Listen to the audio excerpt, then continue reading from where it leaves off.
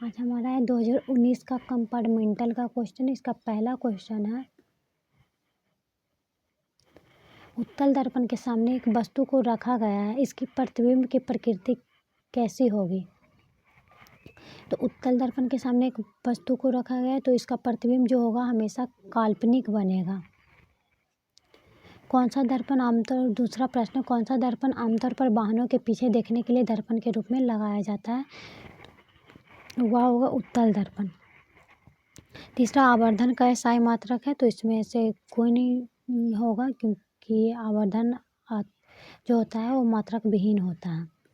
चौथा प्रश्न है, किसी लेंस की क्षमता -2 डायोप्टर है तो इसकी फोकस दूरी कितनी होगी। तो अगर 2 डायोप्टर है तो इसका फोकस दूरी हो जाएगा 0.5 मतलब माइनस में होगा। तो निकाल लेता हूँ, जैसे -2 डायोप्टर होगा बराबर 1/f हो जाएगा। तो f बराबर हो जाएगा 1/-2। तो ये मीटर में है तो -0.5 मीटर।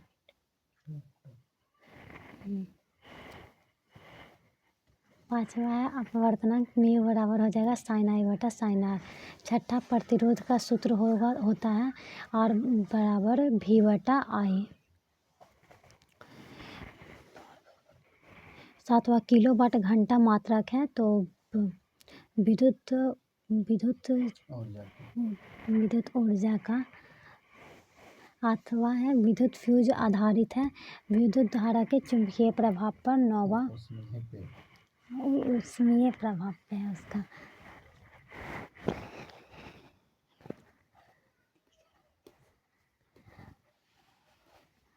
आगे है नौवां, विद्युत चुंबकीय प्रेरण के खोज किसने की। तो इसका आंसर होगा फैराडे।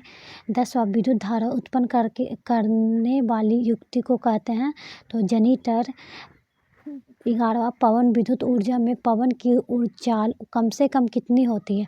तो 15 किलोमीटर प्रति घंटा। 12वां, सौर सेल में उपयोग होता है तो सिलिकॉन का। 13वां, कौन सी गैस ओजोन परत में छेद के लिए उत्तरदायी है। तो CF से क्लोरोफ्लोरोकार्बन। 14वां, Fe+CaSO4 अभिक्रिया, यहाँ पे Ca नहीं होगा CuSO4 है, अभिक्रिया करके Cu+FeSO4 बनाया, यह है विस्थापन अभिक्रिया का। आगे है संगमरमर का रासायनिक सूत्र CaCO3। उसके बाद है आगे, क्रायोलाइट किस धातु का अयस्क है। तो मतलब तांबा का है। 17वां, खाद्य पदार्थ के डिब्बे पर जिंक के बजाय टीन का लेप होता है क्योंकि टीन की अपेक्षा जिंक कम क्रियाशील मतलब अभिक्रियाशील है। 18वां, जंग रोधी स्टील क्या है। तो वह मिश्र धातु होगा। 19वां, कमरे के ताप पर द्रव अवस्था में रहने वाली एकमात्र अधातु ब्रोमीन। 20वां, सबसे अधिक विद्युत ऋणात्मक तत्व कौन सा है। तो आयोडीन। 21वां, कार्बन की संयोजकता होती है 4।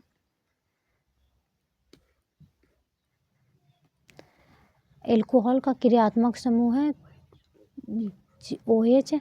सामान्य ब्यूटेन का संरचना सूत्र है तो ब्यूटेन, इसमें 4 कार्बन होगा तो इसका मतलब सामान्य ब्यूटेन का संरचना, तो यहाँ पे इसका जो सामान्य ब्यूटेन होगा उसका संरचना सूत्र ये होगा। आगे है फॉर्मिक अम्ल का IUPAC नाम तो मेथनोइक अम्ल। 25वां, आधुनिक आवर्त सारणी में कौन सा आवर्त अभी तक अधूरा है। तो 7वां आवर्त। 26, आधुनिक आवर्त सारणी में तत्वों का वर्गीकरण का आधार है परमाणु संख्या। सभी हरे पौधे होते हैं स्वपोषी। वसा का पाचन करता है लाइपेज। अमीबा अपना भोजन किसके द्वारा पकड़ता है। कुटपाट के द्वारा। अस्टोमेटा में खुलने और बंद होने की क्रिया को कहते हैं तो खुलने और बंद होने की क्रिया का नियंत्रण कौन करता है। तो वह करता है द्वार कोशिका। अगला है, इनमें से किसकी उपस्थिति के कारण रक्त लाल दिखाई देता है। तो वह है हीमोग्लोबिन।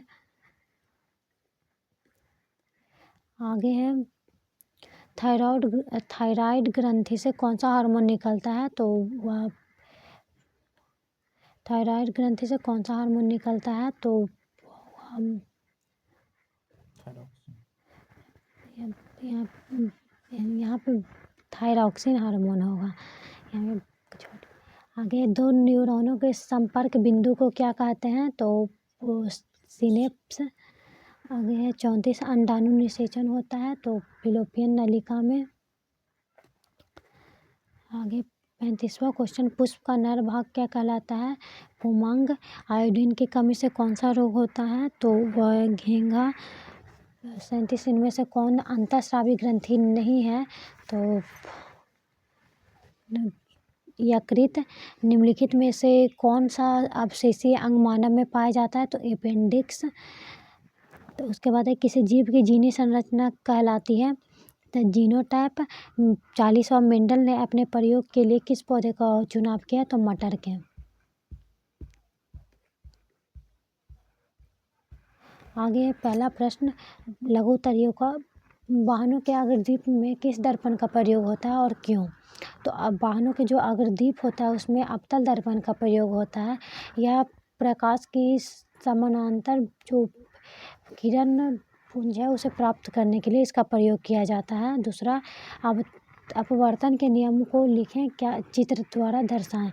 अपवर्तन का दो नियम होता है। पहला नियम जिसमें कि साइन आई बटा साइन आर बराबर एक नियतांक होता है, यानी आपतन कोण और अपवर्तन कोण का अनुपात एक नियतांक होता है। और दूसरा नियम, आपतित किरण, अपवर्तित किरण और अभिलंब एक ही तल में होता है। और यह आयताकार सिल्ली द्वारा इसके अपवर्तन को यहाँ पे उसका चित्र बनाना है। तीसरा है, उत्तल लेंस के सामने यदि वस्तु को प्रकाशीय केंद्र एवं फोकस के बीच रखा जाए तो प्रतिबिंब कहाँ बनेगा? प्रतिबिंब की प्रकृति कैसी होगी? तो प्रतिबिंब दर्पण की ओर ही मतलब लेंस की ओर ही बनेगा, मतलब जिस तरफ वस्तु होगा उसी तरफ प्रतिबिंब भी बनेगा। प्रतिबिंब की प्रकृति होगी काल्पनिक और सीधा बनेगा और बड़ा बनेगा। चौथा, सेल खुला स्विच प्रतिरोध एवं अमीटर के संकेत लिखें। तो सेल का हो जाएगा इधर इस साइड धन और इधर ऋण। और खुला स्विच तो इसका हो जाएगा इस टाइप से खुला स्विच का। और प्रतिरोध तो प्रतिरोध का हो जाता है इस टाइप से। और अमीटर का तो अमीटर का यहाँ पे ए और इधर प्लस और इधर माइनस लगा हुआ रहता है। आगे 5वां क्वेश्चन, दो चुंबक क्षेत्र रेखाएं एक दूसरे को प्रतिच्छेद क्यों नहीं करती है? तो क्योंकि अगर दो चुंबक क्षेत्र रेखाएं जो होती हैं अगर एक दूसरे को प्रतिच्छेद करने लगेगी तो वह एक जगह पे दो दिशाओं को निरूपित करती है, यानी एक बिंदु पे दो दिशाओं को निरूपित करने लगेगी, जो कि असंभव है। छठा, किसी पारिस्थितिकी तंत्र में परिस्थिति में फ्लेमिंग के दक्षिण हस्त नियम का प्रयोग किया जाता है। तो जो जनरेटर होता है उस समय फ्लेमिंग के दक्षिण हस्त नियम का प्रयोग होता है।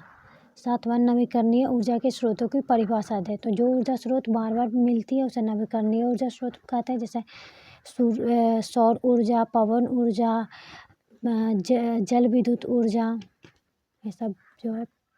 आगे है 12 सेंटीमीटर फोकस दूरी वाले एक उत्तल लेंस के सामने एक वस्तु को 20 सेंटीमीटर की दूरी पर रखा गया लेंस द्वारा बनने वाले प्रतिबिंब का स्थान बताएं।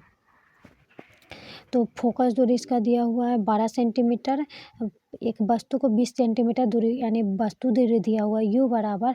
तो पूछ रहा है प्रतिबिंब का स्थान, तो यानी प्रतिबिंब दूरी उसका क्या होगा? तो 1/v बराबर लिखेंगे 1। हाँ, तो दर्पण सूत्र लगा के 1/f बराबर 1/v प्लस 1/u होता है।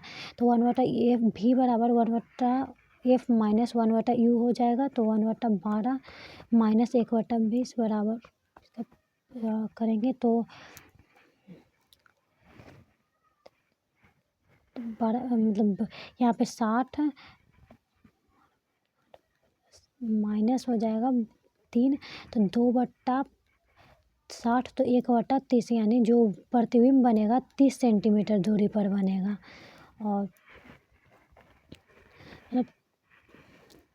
और इसका धनात्मक चिन्ह बता रहा है कि जो प्रतिबिंब बनेगा वो दर्पण के मतलब दर्पण के उस साइड बनेगा और काल्पनिक बनेगा।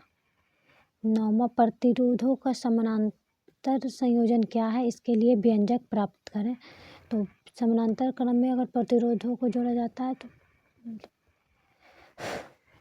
और इसका व्यंजक प्राप्त करने के लॉन्ग क्वेश्चन में दिया हुआ है।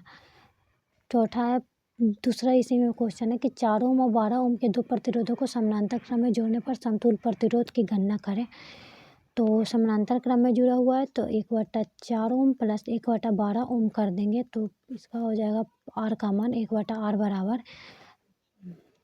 12 और 4 3 और 1 तो 4/12 यानी मतलब 4 3 12 यानी आर का मान हो जाएगा उसका 3। 10वां विद्युत चुंबक क्या है? अस्थायी एवं अस्थायी चुंबक क्या है? विद्युत चुंबक के उपयोग में आने वाले पदार्थ का नाम लिखें। विद्युत चुंबक की शक्ति को कैसे बढ़ाया जा सकता है? तो विद्युत चुंबक जब किसी नर्म लोहा को विद्युतीय क्षेत्र में मतलब रखा जाता है तो वह विद्युत चुंबक बन जाता है और विद्युत धारा का मान बढ़ाने पर उस चुंबक की शक्ति को बढ़ाया जा सकता है। आगे है वियोजन अभिक्रिया क्या है? उदाहरण दें। तो जब किसी कारण से या तो ऊष्मा के कारण, सूर्य के प्रकाश के कारण या तो विद्युत के कारण कोई एकल अभिकारक टूट कर 2 या 2 से अधिक उत्पादों का निर्माण करता है तो उसे वियोजन अभिक्रिया कहते हैं।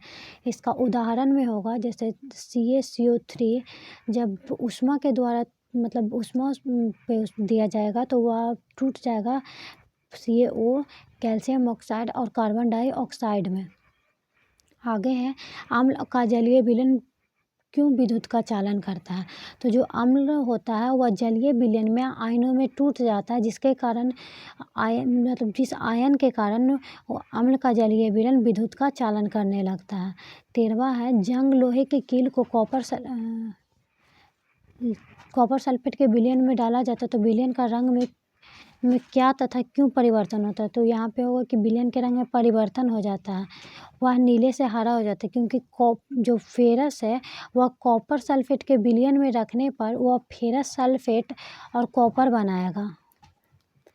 यहाँ पे फेरस सल्फेट का रंग हरा होता है और कॉपर सल्फेट का रंग नीला होता है। 14 धोने का सोडा और बेकिंग सोडा के दो उपयोग बताएं। तो धोने का सोडा का उपयोग होता है साफ सफाई के लिए और बेकिंग सोडा का उपयोग होता है बेकरी में। धोने का सोडा जो होता है इसका कागज उद्योग में और बेकिंग सोडा का उपयोग अग्निशामक ये सब बनाने में किया जाता है। 15वां ऐसे धातु का उदाहरण दीजिए जो कमरे के ताप पर द्रव है तो वो हो जाएगा पारा और ऊष्मा का सबसे अच्छा चालन होता है तो मतलब जो भी चालन का सबसे अच्छा चालन करता है वह है सिल्वर। आगे है इलेक्ट्रॉन बिंदु संरचना बनाइए कार्बन का और नाइट्रोजन का। तो इलेक्ट्रॉन बिंदु संरचना बनाने के लिए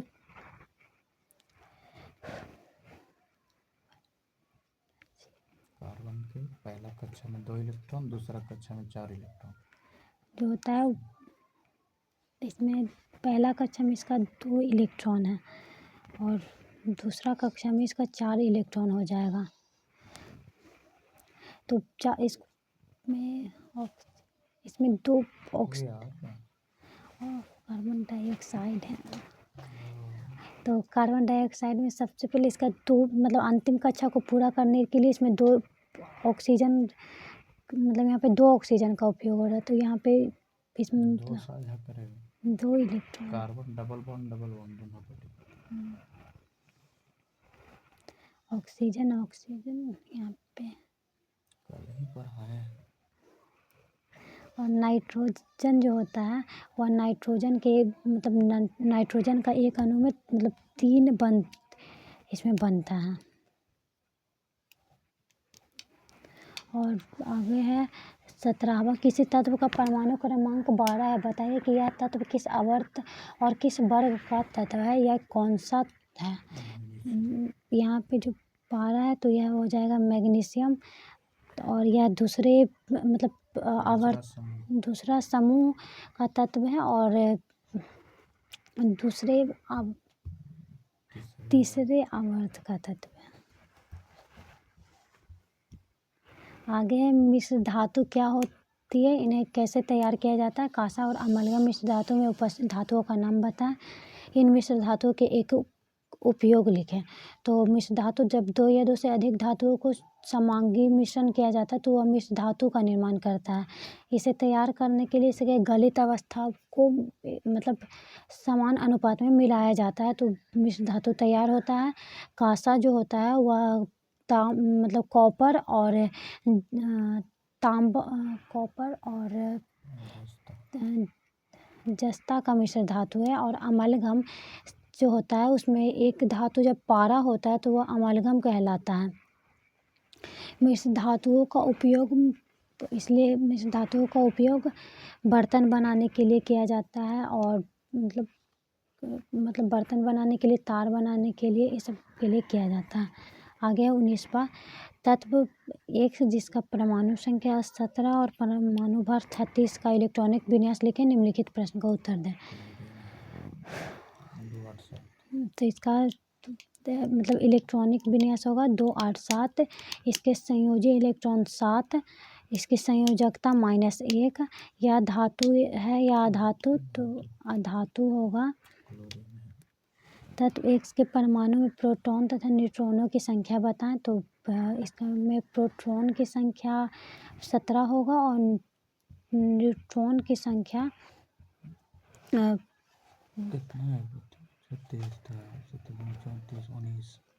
न्यूट्रॉन की संख्या हो जाएगा 19। आगे है बायो। पहला किण्वन क्या है इसका समीकरण लिखें। तो किण्वन एक अवायवीय प्रक्रम है जो कि वायु की अनुपस्थिति में होता है। इसका समीकरण हो जाएगा कि जब मतलब ग्लूकोज जो C6H12O6 जो है टूटकर किण्वन में एथेनॉल बनाएगा, C2H5OH बनाएगा और साथ में मतलब +H2O बनाएगा। आगे 21वां मधुमेह से आप क्या समझते हैं। तो जब जो अग्नाशय ग्रंथि शर्करा की मात्रा बढ़ जाने से मधुमेह हो जाता है। इंसुलिन की कमी से इंसुलिन जब शरीर में इंसुलिन की कमी हो जाता है और शर्करा की मात्रा बढ़ जाती है तो वह मधुमेह रोग का मतलब मधुमेह रोग कहलाती है। 22वां दो पादप हार्मोनों का नाम लिखें और उनके एक एक कार्य लिखना। तो इसका पहला ऑक्सिन जो कि वृद्धि हार्मोन कहलाता है और दूसरा साइटोकाइनिन जो कि कोशिका विभाजन का कार्य करता है। 23वां कायिक प्रवर्धन को परिभाषित करें। जब किसी पादप के कायिक भागों से नए पादप का निर्माण किया जाता है तो उसे कायिक प्रवर्धन कहते हैं। और इसमें मतलब जो गुलाब होता है ये सब का कायिक भागों से मतलब नए पौधे का निर्माण होता है। 24वां ऑक्सी हीमोग्लोबिन क्या है।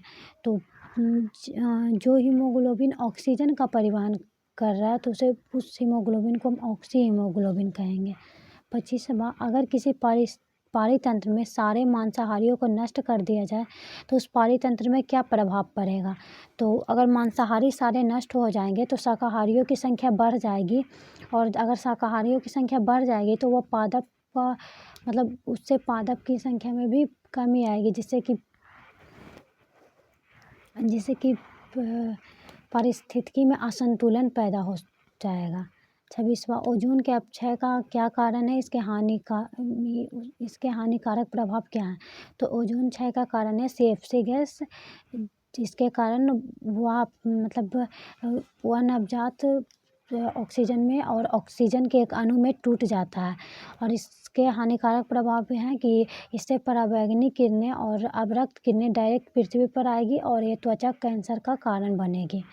27वां धमनी और शिरा में अंतर स्पष्ट करें। तो जो धमनी होती है वह शुद्ध रक्त का परिवहन करता है, शिरा अशुद्ध रक्त का परिवहन करता है। धमनी जो होता है उसकी भित्ति मोटी होती है और शिरा की भित्ति पतली होती है। धमनी जो होता है वह उसमें उच्च रक्तदाब से वह रक्त का परिवहन करता है और शिरा में मतलब मंद रक्तदाब से मतलब रक्त का प्रवाह होगा। और जो धमनी होता है उसमें वॉल्व नहीं होते हैं, पर सिरा में वॉल्व होता है। और जो फुफ्फुस धमनी है वह जो अशुद्ध रक्त का परिवहन करता है, और फुफ्फुस सिरा शुद्ध रक्त का परिवहन करता है। 28वां नेफ्रॉन का नामांकित चित्र बनाएं तथा इसके कार्यों को लिखें। तो नेफ्रॉन का नामांकित चित्र आप सीख कर मतलब बनाएं।